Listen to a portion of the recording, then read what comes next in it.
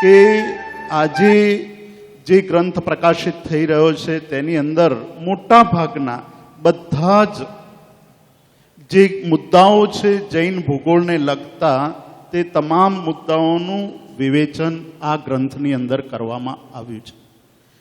થોડા વર્ષો પહેલા દિલ્હીની અંદર કપિલા વાત્સાયન જે કલ્ચર મિનિસ્ટ્રીની અંદર બહુ જ સક્રિય હતા, પછી ઇન્દિરા ગાંધી ઇન્સ્ટિટ્યૂટના એ ડિરેક્ટર હતા અને અત્યારે પણ ઘણી બધી સરકારી સંસ્થાઓમાં એ ઉચ્ચ પદ ભોગવી રહ્યા છે. એમણે મનની અંદર એક વિચાર એવો આવ્યો કે ટાઈમ વિશે એક આપણે કોન્ફરન્સ બોલાવવી જોઈએ અને જગતના દુનિયાભરના વિદ્વાનોને, એમાં સાયન્ટિસ્ટોને બોલાવ્યા, પંડિતોને બોલાવ્યા, વિદ્વાનોને બોલાવ્યા અને ખગોળશાસ્ત્રીઓને, ભૂગોળશાસ્ત્રીઓને બધાને બોલાવ્યા અને ટાઈમ વિશે શું માનવું છે એની ચર્ચા શરૂ થઈ.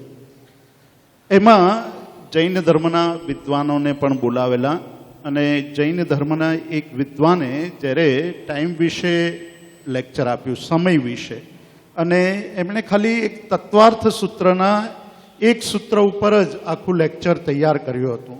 વર્તના પરિમાણ ક્રિયા પરત્વા પરત્વે ચ કાલસ્ય. આ એક સૂત્ર ઉપર જ્યારે એણે એ લેક્ચર આપ્યું અને ટાઈમના, સમયના 5 ડાયમેન્શનની વાત કરી. 5 ડાયમેન્શન સમય વિશે જૈન ધર્મમાં મળે છે. ત્યારે જગતના ઘણા બધા સાયન્ટિસ્ટોએ ઊભા થઈને એ વિદ્વાનને ખૂબ ખૂબ અભિનંદન આપ્યા કે હજુ જગત ટાઈમના, સમયના આટલા બધા ડાયમેન્શન સુધી પહોંચ્યું નથી. આ જૈન ધર્મની વિશેષતા છે કે સર્વજ્ઞ ભગવંતોએ જે કહ્યું છે એ સત્ય જ છે. તમેવ સચ્ચમ નિશંકમ જમ ધીણેયમ પવેયમ. એ વાત ખાલી શબ્દોમાં નથી પણ શબ્દોની અંદર રહેલા રહસ્યોની અંદર છુપાયેલી છે. આપણે શબ્દોની વાત અહીંયા નથી કરવાની, પણ શબ્દોની અંદર જે રહસ્ય છુપાયું છે તેને કાઢવાનું છે. એ કાઢવા માટે ચારિત્ર રત્ન વિજયજી મહારાજ સાહેબે અહીંયા ચિત્રોનો આશ્રય લીધો છે. 3D ચિત્રો. આજનો જમાનો છે, આપણને બધું 3D અને એ બધાનો બહુ જ ચસ્કો લાગ્યો છે, તો એનો ઉપયોગ કરી અને જૈન ધર્મની ભૂગોળ શું છે, જૈન ધર્મની ભૂગોળ જાણવી અત્યંત આવશ્યક છે. અહીંયા પૂજ્ય આચાર્ય ભગવંતે પણ વાત કરી અને તત્વાર્થ સૂત્રનું એક સૂત્ર પણ છે કે જગત કાય સ્વભાવો સંવેગ વૈરાગ્યાર્થમ. જગતનો સ્વભાવ અને કાયાના સ્વભાવને જાણવાથી જ સંવેગ અને વૈરાગ્યની પ્રાપ્તિ થાય છે. રાવલ સાહેબે બહુ સરસ વાત કરી કે વિવેક અને વૈરાગ્ય જોઈએ. વિવેક અને વૈરાગ્ય વગર મનુષ્ય જીવન નિરર્થક થઈ જાય. પણ એ વિવેક અને વૈરાગ્યની ઉત્પત્તિ એ ક્યાંથી થઈ શકે? તો એમણે કહ્યું કે જગતનો સ્વભાવ, જગત કેવું છે એને જાણવાથી જ થઈ શકે. એ જગતના સ્વરૂપને જાણવા માટે શું કરવું જોઈએ? આજે આખા વિશ્વમાં જાપાનથી માંડીને લોસ એન્જલસ સુધી તમે ફરો અને જૈન ધર્મની વાત કરો તો દરેકના મનની અંદર એક પ્રશ્ન હોય છે કે જૈન ધર્મએ જે વિશ્વ રચનાની વાત કરી છે તે કેવી રીતે સુસંગત બને.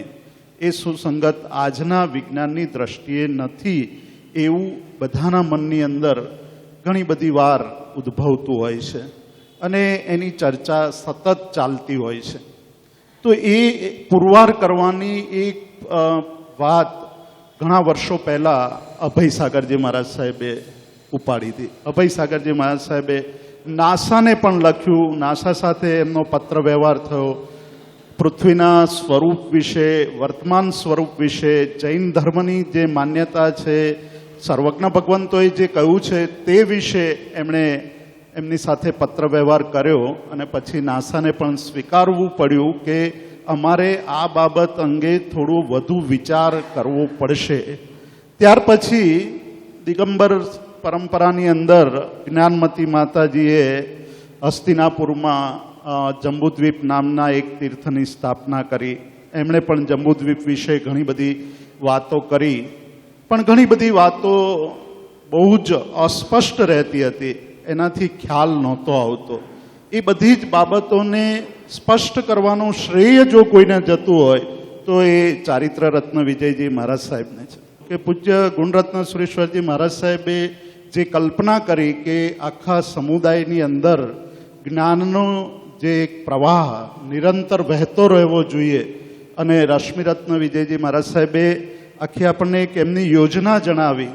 તો એક યુનિવર્સિટી જે કામ વર્ષો સુધી કરવા છતાં પણ જેટલા ગ્રંથો પ્રકાશિત ન કરી શકે એટલા ગ્રંથો આ એક ગુણરત્ન સુરેશ્વરજી મહારાજ સાહેબના પરિવારની અંદર રહેલા સાધુ ભગવંતો એનો કાર્ય કરી અને ગ્રંથો પ્રકાશિત કરશે. અને એ ગ્રંથો પાછા એટલા બધા પ્રમાણભૂત કે આવનારા સમયની અંદર એ સંદર્ભ ગ્રંથોની ગરજ સારે.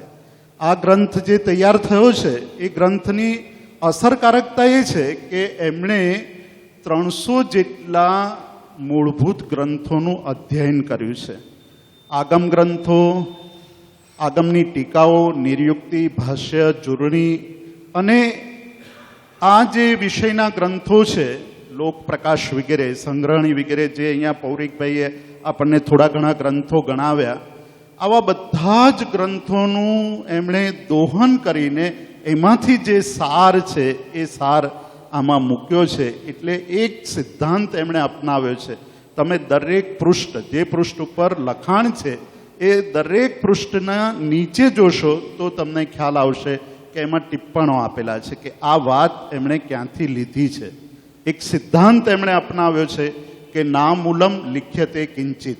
કશું જ પણ હવામાંથી લખવું નથી, કશું કાલ્પનિક નથી કહેવું, પણ આજનું જગત જેને પડકારે છે તેના વિશે શાસ્ત્રો શું કહે છે અને એ શાસ્ત્રોની વાતોને પ્રમાણભૂત રીતે અહીંયા મૂકવામાં આવી છે.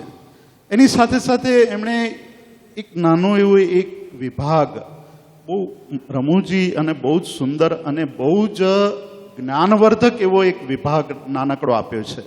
નાનકડા ફ્લેપ જેટલો એ વિભાગ છે. એની અંદર એમણે જગતના શ્રેષ્ઠ વિચારકોની વાત કરી છે. આ સાથે સાથે એમણે આ બધાને ચિત્રો દ્વારા શાસ્ત્રીય બાબતોને વર્તમાન શૈલીની અંદર ચિત્રિત કરવું એ અત્યંત કઠિન છે.